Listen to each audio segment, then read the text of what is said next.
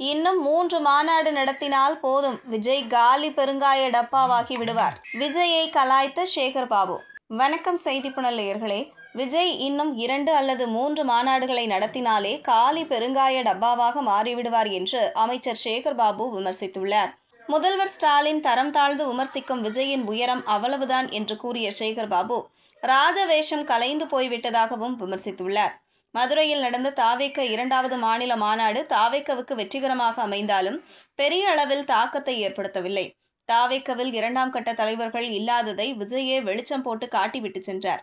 234 தொகுதிகளிலும் தனது முகத்திற்காக வாக்கு போட வேண்டும் என்று கேட்ட விஜய் திமுகவை கடுமையாக விமர்சித்தார்.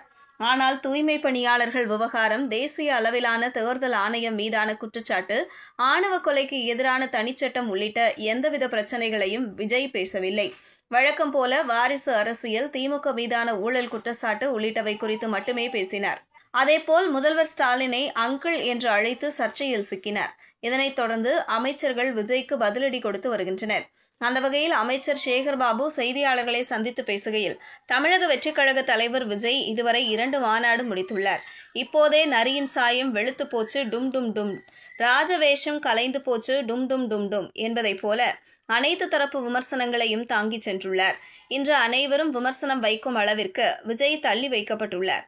விஜய் இன்னும் 2-3 மாநாடு நடத்தினால் காலி பெருங்காய டப்பாவாகி விடுவார். ஸ்டாலினை அங்கிள் என்று அழைத்ததன் மூலமாக அவரின் உயரம் அவ்வளவுதான் என்று தெரியப்படுத்திவிட்டார். திராவிட மாடல் அரசு மத்திய அரசுக்கு மட்டுமல்லாமல் உலக தரத்திற்கானது. அதனால் விஜயின் சிறுபிள்ளைத்தனமான பேச்சிற்கு எல்லாம் பதில் சொல்லி எங்களின் நேரத்தை வீணடிக்க விரும்பவில்லை.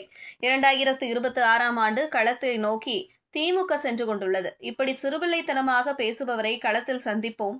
200 தொகுதிகளில் திமுக வெற்றி பெறும். அந்த வெற்றியை முதல்வர் ஸ்டாலினின் கரங்களில் ஒப்படைப்போம் என்று தெரிவித்தார். இதுபோன்ற செய்திகளை தெரிந்து கொள்ள செய்திப்புணலுடன் இணைந்திருங்கள்.